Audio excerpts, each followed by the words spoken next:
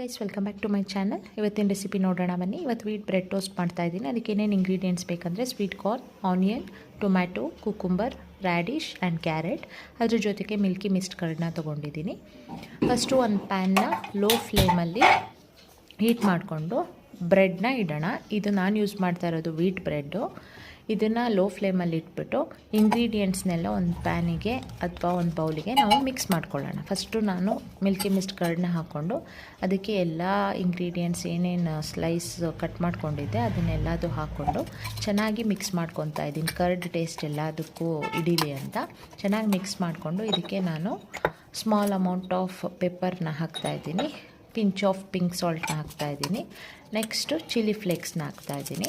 ಇಷ್ಟೇ ಇಂಗ್ರೀಡಿಯೆಂಟ್ಸ್ನ ಯೂಸ್ ಮಾಡಿರೋದು. ಯಾಕೆಂದ್ರೆ ಮಿಲ್ಕಿ ಮಿಸ್ಟಲ್ಲಿ ಟೇಸ್ಟು ತುಂಬ ಚೆನ್ನಾಗಿರುತ್ತೆ. ಸೊ ನಾನು ಇಷ್ಟೇ ಯೂಸ್ ಮಾಡಿದ್ದೀನಿ. ನಿಮಗೆ ಬೇಕು ಅಂತಂದರೆ ನೀವು ಚಾಟ್ ಮಸಾಲೆ ಎಲ್ಲ ಹಾಕ್ಕೋಬೋದು.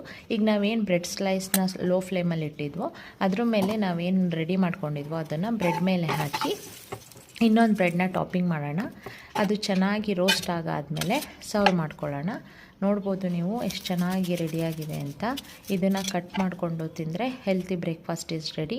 ಡಯಟ್ ಮಾಡೋರಿಗೆ ತುಂಬ ಹೆಲ್ತಿ ರುಚಿಕರವಾದ ರೆಸಿಪಿ ಅನ್ಬೋದು. Thank you.